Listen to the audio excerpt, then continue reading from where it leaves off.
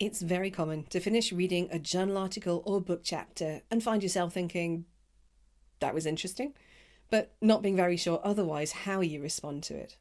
If somebody asked you what that text was about, you could probably tell them. But if they asked you what you thought of it, you might not be so confident in how to respond. And that can be a sign that you're not reading critically. It often happens because you're reading for information, to broaden your knowledge and deepen your understanding of a particular topic. The text is interesting to you because it's telling you things that you didn't know, maybe even things that you didn't realise that you didn't know.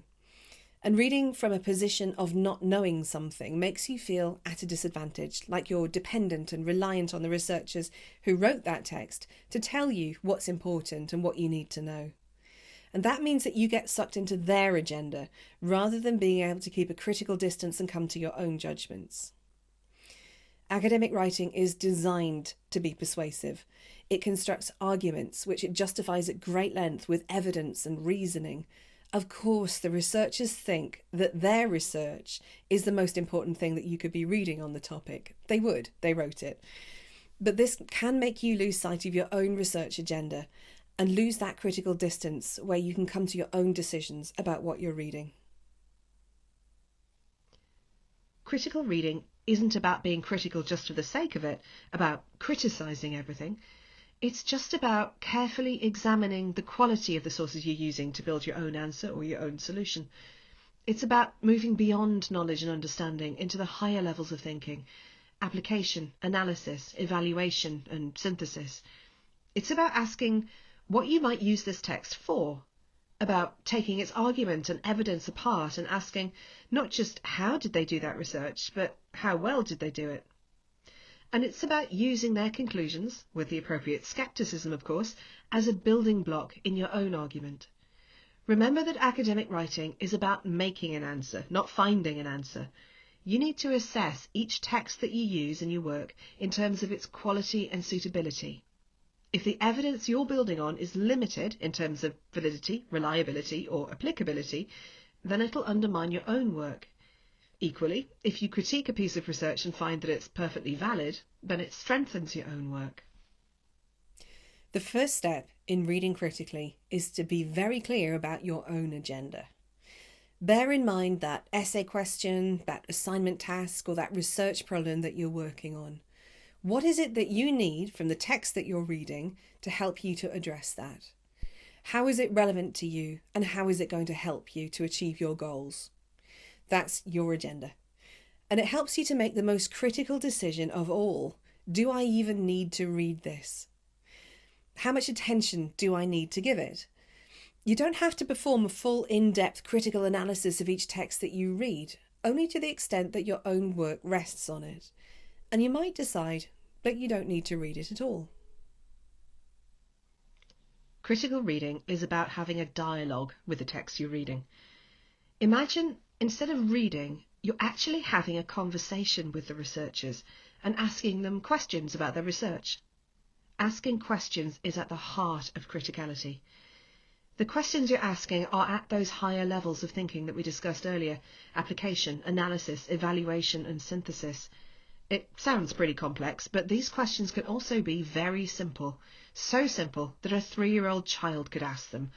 But they're also very powerful, and if you read with these questions in mind, you'll develop a critical reading habit very quickly. Remember, if there's something you don't understand, it might not be you. It might be a flaw in the research that you're reading. You can take those questions and start to form a more strategic approach to interrogating a text, though. One set of questions you might ask when you first pick up that article, book or report, before you even really start reading, to evaluate it in its context. You could ask, who are the authors and what's their background? When was the text published? How dated is it likely to be? Where was it published, and does that affect the applicability of its results to your studies? Why was it published? What's the purpose of that text?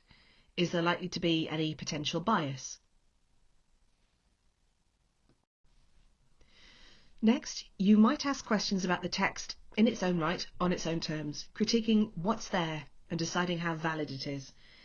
You might ask questions such as, is the research question or aim clear? Does it make sense to you? How was that research carried out? Was the choice of method appropriate and applied well? Are the claims and findings accurate? Are they well evidenced and do they argue them well?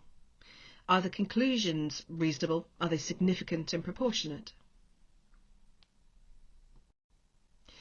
If you really don't know how you respond to a particular text, the best approach is to compare it with other texts on the topic you're looking at. One text might critique another, in which case you can decide what you think of that.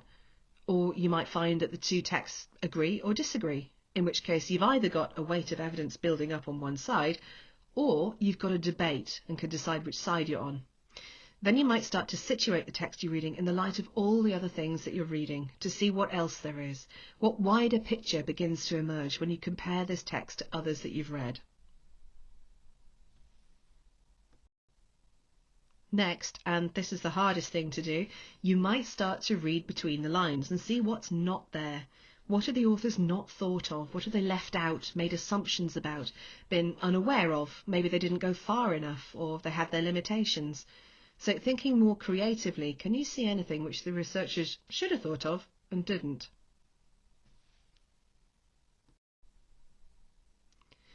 Finally, bring your reading back to your own agenda.